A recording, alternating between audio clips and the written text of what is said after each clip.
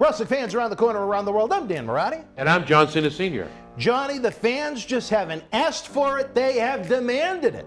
This August, we're headed back to Tampa for Wrestle House 2. WrestleMania weekend, we brought you Sinister Minister James Mitchell, TJP, Demolition Smash, Al Snow, Dutch Mantel Zeb Coulter, JTG of Primetime, and WWE Hall of Famer Gerald Briscoe for in-depth interviews and live interactive cyber autograph signings. And if you want our Wednesday Night Wrestling Insiders Special Edition episodes to continue, we need your help to bring these superstars' careers and lives to life. Bringing you free content 7 days each week is an expensive proposition. Between appearance fees, air travel, renting the house, the equipment, and everything that goes in to a week of shooting, we can't do it without you. As we prepare to return to producing live in-ring events, help us bring you the superstars and legends of yesterday and tomorrow by visiting Indiegogo now and check out some of the great rewards.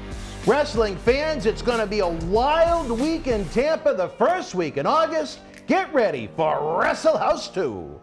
But those that dive a little deeper into the history... Well, actually, it was 87. But that was it. No, that's what we were going to go to. 1987, the night after the Honky Tonk Man defeated Ricky the Dragon Steamboat for the Intercontinental title. Not the Rockers, but the Midnight Rockers competed in upstate New York at I think it was a wrestling challenge. Did they taping. call us Midnight Rockers when we For first? in '87, they did. Yeah, you weren't just the Rockers at that I wonder point. how they got around that, because I think Byrne, AWA, I thought they trademarked it, because we eventually, the second time in, we had to change the name, but the first time in, we come in, man. Can we tell about it?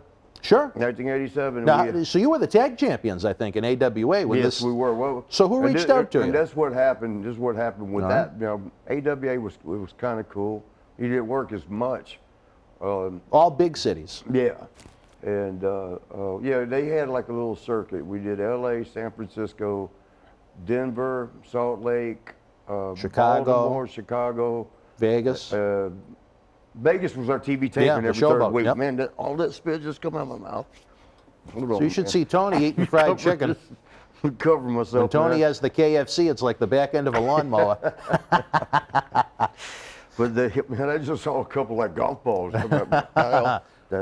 But AWA was cool. That's where we did our TV tapings, Vegas. So every third week. Oh my! That in the '80s, that must have been something. Oh man, you can't imagine. You put a bunch of crazy wrestlers in Vegas for a weekend, all together. The good old days. John Nord was the funniest man. He loved to gamble. Oh, did he? We all did. We all did. Hell, Greg Gagne taught us how to card count, which is illegal. Really? Yeah. But your odds are so good on the blackjack table. But old Nord, man, he would. If we made $500 that weekend, because it was to pay there with AWA, like I said, there was TV taping too. They never pay as much because they got paid for production and stuff. If we made 500, Nord spent 1,000. Wow. and he would. This was back in '86, so that's still now that imagine what that much would be. But yeah, man, it was one time I remember. And we never went to sleep in Vegas.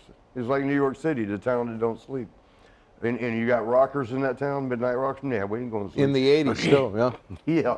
And, but we always, it was funny when Van Vader, I was just looking at him, made me think of this. Oh, Leon sat in that seat? Did he? Yeah. Love him, man. Rest in peace, my brother.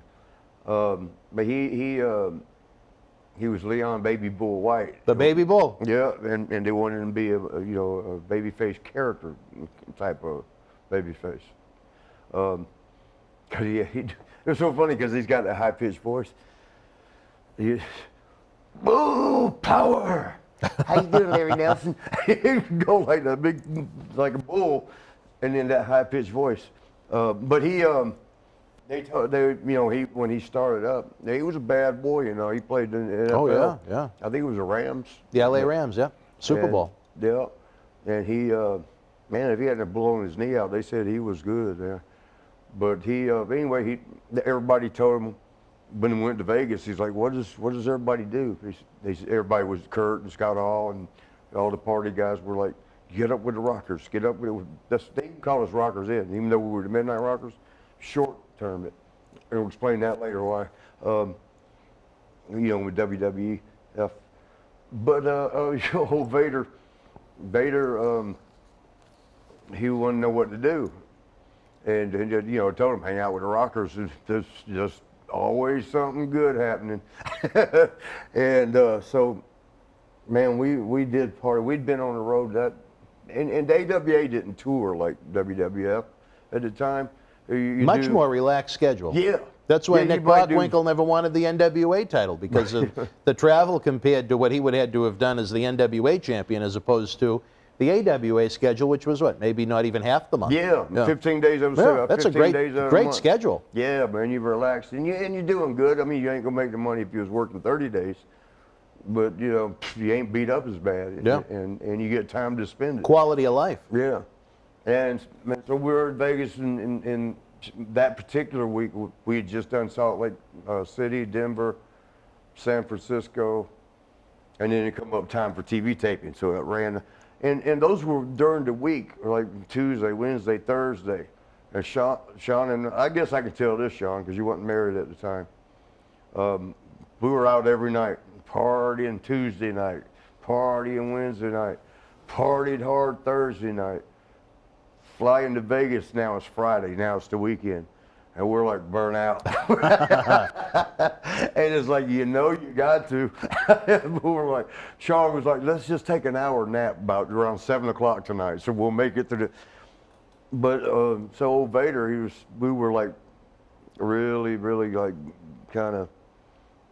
I think this is when we first started for AWA, because we were trying to find a name. Yep. We tagged with Vern Gagne. Jesus Christ, guys, we got to find you a good name. And he's, we're like, we'll think of one, we'll think of something. And Vader, we're like this. We're in Vegas. It's about 8 or 9 or 10 o'clock, and we went to get something to eat first, and then go, hit the strip. And we're like this, and Vader was like, he's looking at Kurt, and he goes, thought you said these guys are partiers. And Kurt says, oh, it ain't midnight yet. Wait till it's midnight. They don't start till midnight. Which tied into the name because right about the time he said that, they had to blare some music in the place where, and you hear this, living after midnight, rocking till the dawn, Judas Priest. Yeah. And Kurt and I looked at each other, and we all looked. Click. They started at midnight, and there was our music. That's just how it happened. Wow. We became the Midnight Rockers, and that was our theme song that we come out to the ring. Of course, I love Sean to death. Of course, he took claim for that. He goes, I just thought it'd be a good, I had that tape, back to the cassette. Yeah. I had that tape, and I thought that would be a great song for us. No, that's not how it happened. And how do you, it's one thing if you don't remember shit, but how do you remember shit that didn't happen? That's being very creative. Yeah. The World Wrestling Federation was live at Meadowlands Arena in East Rutherford, New Jersey, Saturday, July the 11th, 1992. The WWF's return to the Meadowlands after 18 months over WCW being allowed to run at the venue. In the opening contest, El Matador beat Skinner. The Mountie with the win over Sergeant Slaughter via disqualification. WWF Intercontinental Champion Bret Hitman Hart retained the title over Shawn Michaels. The Legion of Doom and Paul Ellering defeated the Beverly Brothers and the Genius. Virgil victorious over Kato. The Big Boss Man beat Nails via disqualification. And in the main event, the Ultimate Warrior with the win over Papa Shango. If you were at the Meadowlands Live, share your memories in the comment section below. Use the links in the description box to keep Wrestling Legends working in our eBay store and on our world-renowned Patreon streaming service so we can bring you more interactive superstar shoot interviews to relive the good old days of professional wrestling. Check it out. Boston Wrestling Sports in the MWF explodes into a new year with professional wrestling content galore and need you to join our family. Every Tuesday night at 10 p.m. after our Monday Night Raw review, it's Wrestling Insiders at your house with WWE Hall of Famer Mr. USA Tony Atlas. Wednesday nights at 10 p.m. after NXT and AEW, join rotating legends on Wrestling Insiders Special Edition. Every Thursday night at 10 p.m. after our NXT and Dynamite review, it's Marty Jannetty's no-holds-barred sex, drugs, and rock and roll journey on Wrestling Insiders Party with Marty. Friday night after SmackDown, don't miss John Cena Sr.'s Wrestling Insiders Fabulous Fridays. Plus, look for classic clips, history videos, bonus live episodes, pay-per-view, watch-alongs, and more. For less than a cup of coffee at Starbucks, get early ad-free access to our Wrestling Insider talk shows, our acclaimed studio shoot interview DVD library, and help keep wrestling legends working during the worst of times